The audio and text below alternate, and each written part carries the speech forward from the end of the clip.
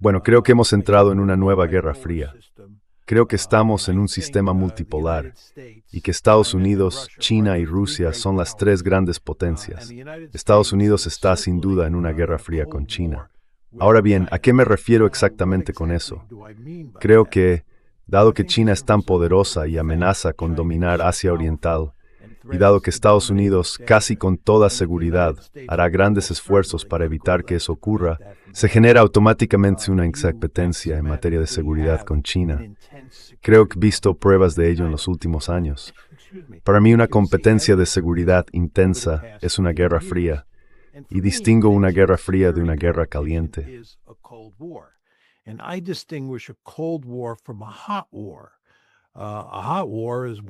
Una guerra caliente es cuando dos países, como Estados Unidos y China, realmente entran en conflicto entre sí. Y por supuesto, eso es lo que queremos evitar. Pero el hecho es que estamos en una guerra fría con los chinos, o los chinos están en una guerra fría con nosotros. Es una competencia de seguridad intensa, y el objetivo es asegurarse de que esa competencia de seguridad o esa guerra fría no se convierta en una guerra caliente. Ahora bien, esto plantea la pregunta, ¿qué pasa con Rusia? Pues está bastante claro que, desde que entramos en la multipolaridad, los rusos y los chinos han sido aliados cercanos contra Estados Unidos. Y esto se debe en gran medida a la guerra de Ucrania, que ha empujado a los rusos a los brazos de los chinos y ha hecho que chinos y rusos mantengan relaciones muy estrechas.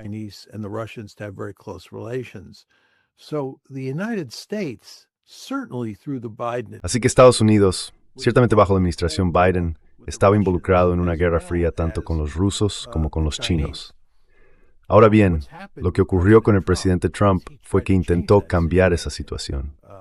No quería mantener una competencia de seguridad intensa con Rusia. De hecho, si acaso, lo que la administración Trump quería era tener buenas relaciones con Rusia y convertirla en una especie de alianza o alineamiento entre Rusia y Estados Unidos contra China. Creo que ese era el objetivo básico del presidente Trump, pero no ha logrado hacerlo realidad, y el resultado final es que Estados Unidos sigue en esencia en una guerra fría tanto con Rusia como con China. Y en ambos casos queremos asegurarnos, como dije antes, de que esas guerras frías continúen.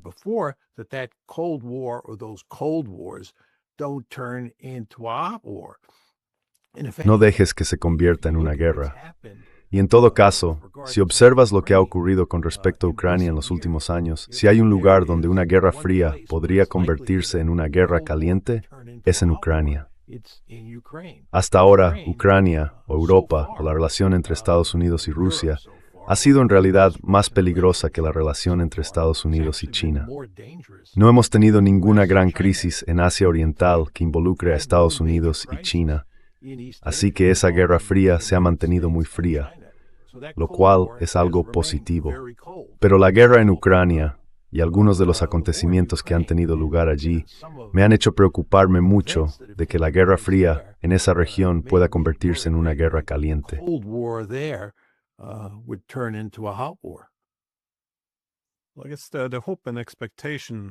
Supongo que la esperanza y la expectativa de muchos líderes europeos era que Estados Unidos y Europa se unieran en esta nueva guerra fría. Así que el hegemón liberal se ha acabado. Pensaban que ahora nos replegaríamos en esto. Bueno, en realidad retrocederíamos en el tiempo y volveríamos al tipo de unidad total que tuvimos en la Primera Guerra Fría, es decir, la unidad en oposición a Rusia como enemigo común. Y bueno, esta también era la suposición de la OTAN, que Ucrania nos uniría. Pero en cambio, ahora parece que nos divide. ¿Qué es lo que ocurre? ¿Cómo se explica esto? ¿Qué es lo que los europeos no entienden? ¿Es que Estados Unidos no ve a Rusia como la misma amenaza que ven los europeos? ¿Es la preocupación por empujar a Rusia hacia China? ¿Es Europa un socio demasiado costoso en lugar de un multiplicador de fuerza? ¿O se trata simplemente de una política o un enfoque de seguridad internacional característico de Trump?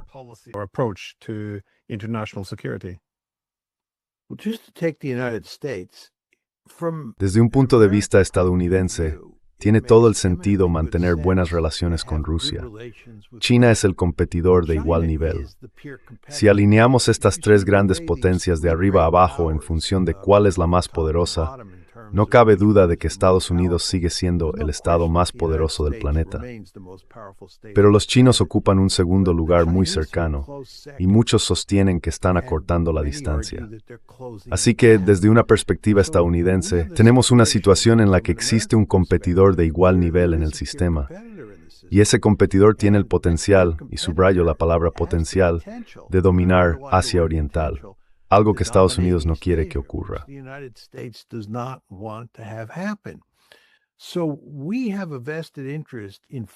Así que tenemos un interés particular en centrarnos en Asia Oriental en lugar de Europa, porque Rusia es la más débil de las tres grandes potencias, y Rusia no representa una amenaza para dominar Europa. Y en la medida en que Rusia sea una amenaza en Europa, y de nuevo, no creo que sea una amenaza muy grande, creemos, y esto es ciertamente cierto en el caso del presidente Trump, que los europeos pueden hacer frente a esa amenaza. Eso debería liberarnos para girar hacia Asia de manera más completa, para enfrentarnos a ese competidor de igual nivel llamado China. Así que tenemos un poderoso incentivo estructural, y cuando digo incentivo estructural, me refiero a lo que el equilibrio de poder nos indica que debemos hacer. Tenemos un poderoso incentivo estructural para girar hacia Asia Oriental y dejar que los europeos se ocupen de Rusia. Ese es nuestro marco de incentivos.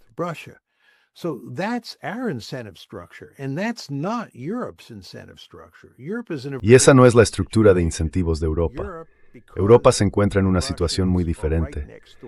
Como los rusos están justo al lado, Europa tiene que pensar ante todo en Rusia. Ahora bien, mi opinión es que Rusia no representaba una amenaza para Europa, pero los europeos y porsupuenses impulsaron imprudentemente la expansión de la OTAN hacia Ucrania, lo que ha llevado a esta guerra desastrosa. Y por una variedad de razones que tú conoces bien, Glenn, los europeos acabaron en una situación en la que terminaron viendo a Rusia como una amenaza mortal. Por lo tanto, están profundamente comprometidos con utilizar a Ucrania como un ariete para debilitar a Rusia, porque perciben esa amenaza rusa en cada paso. Y que tú y yo pensemos que es una tontería o no es en gran medida irrelevante, porque ellos sí piensan de esa manera.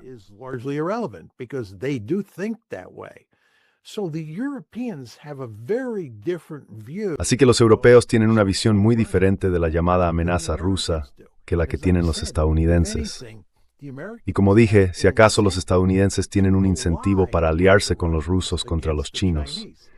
Esto es anatema para los europeos, no quieren oír hablar de ello. Donde se ve que esta disputa entre Estados Unidos y Europa, esta disputa transatlántica, se manifiesta en torno a Ucrania. Lo que está ocurriendo con respecto a Ucrania es que los estadounidenses están intentando trasladar la carga de gestionar Ucrania y la guerra a los hombros de los europeos. Los europeos, por su parte, están haciendo todo lo posible para mantener a los estadounidenses implicados en la lucha y para mantener viva y en buen estado la relación transatlántica. Pero es muy difícil hacerlo cuando se trata con Donald Trump.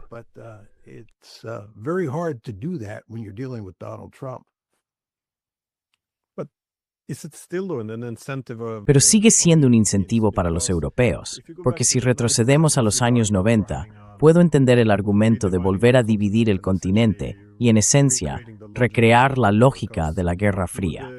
Sí, convertirías a Rusia en un enemigo, pero traerías a Estados Unidos a Europa como principal pacificador.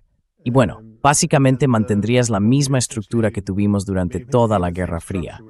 Así que Occidente, en sentido político, también mantiene a Europa unida. Sin embargo, ahora que Estados Unidos ha dejado claro que quiere marcharse, ¿no provocará esta división continua de Europa aún más problemas?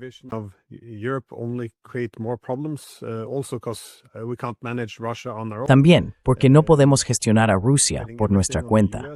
Estamos apostando todo a Estados Unidos, y Estados Unidos ni siquiera quiere estar allí. Estamos creando dependencias excesivas. ¿No tendría sentido que los europeos cambiaran su posición respecto a Rusia? ¿O cuál es exactamente la amenaza de Rusia? Sé que tiene grandes capacidades, Pero esa suposición de que son un imperio, de que quieren reconstruir la Unión Soviética, es una reacción después de Raúl XIV, no de nada. Luego, en febrero de 2022, fue cuando supongo empezaron a desatarse. Sorry, lashing out, I think is the term. Yeah. I mean, as you and I have said on Quiero decir, como tú y yo hemos dicho en numerosas ocasiones, no hay duda de que incorporar a Ucrania a la OTAN estaba destinado a causar grandes problemas. Y por supuesto, en febrero de 2014 estalló una gran crisis. Luego, 8 años más tarde, en febrero de 2022, estalló una guerra, y esa guerra sigue en curso. De hecho, la guerra entre Rusia y Ucrania ha durado más que la guerra entre la Alemania nazi y la Unión Soviética durante la Segunda Guerra Mundial. Es realmente algo notable. El resultado final es que ha envenenado las relaciones entre Rusia, por un lado, y Europa por el otro. Y no hay indicios de que las relaciones entre esos dos bandos rivales vayan a mejorar en un futuro próximo.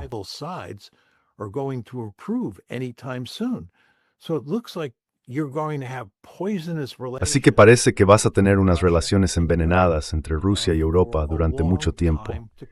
Esto es desastroso para los europeos, en gran parte porque Rusia simplemente no representa una amenaza seria. Y creo que, si observas el comportamiento de Putin a lo largo del tiempo, él quería llegar a algún tipo de modus vivendi con los europeos. No es un agresor. No está empeñado en crear una gran Rusia, a pesar de que mucha gente en Occidente defiende ese argumento. Quería llevar una existencia bastante pacífica con los europeos. Pero todo eso se ha ido por el desagüe ahora. Se ha acabado. Así que tienes esta situación terrible en la que los rusos y los europeos son enemigos acérrimos. Ese es el primer punto.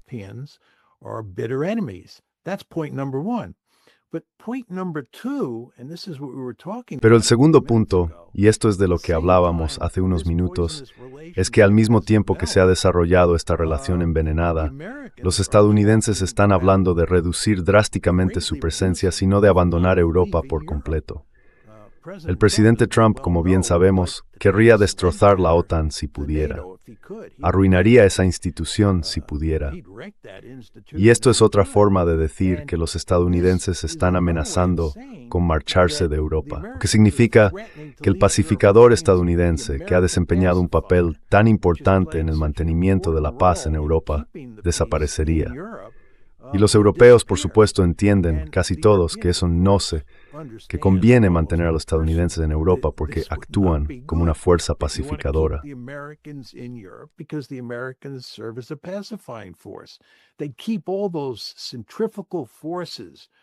Mantienen todas esas fuerzas centrífugas justo por debajo de la superficie en Europa. Y si los estadounidenses se marchan, esas fuerzas centrífugas saldrán a la superficie. Entonces habrá enormes problemas de acción colectiva al intentar establecer acuerdos entre los países europeos para hacer frente a esta amenaza rusa que ellos mismos han contribuido tanto a crear. Así que aquí se obtiene lo peor de ambos mundos. Los europeos parecen incapaces de reconocer esto o de hacer algo para solucionar la situación. Están tan profundamente comprometidos con esta relación hostil con Rusia y tienen tantas dificultades para tratar con el presidente Trump que parece que no hay salida para ellos. Por lo tanto, el futuro se presenta sombrío para Europa.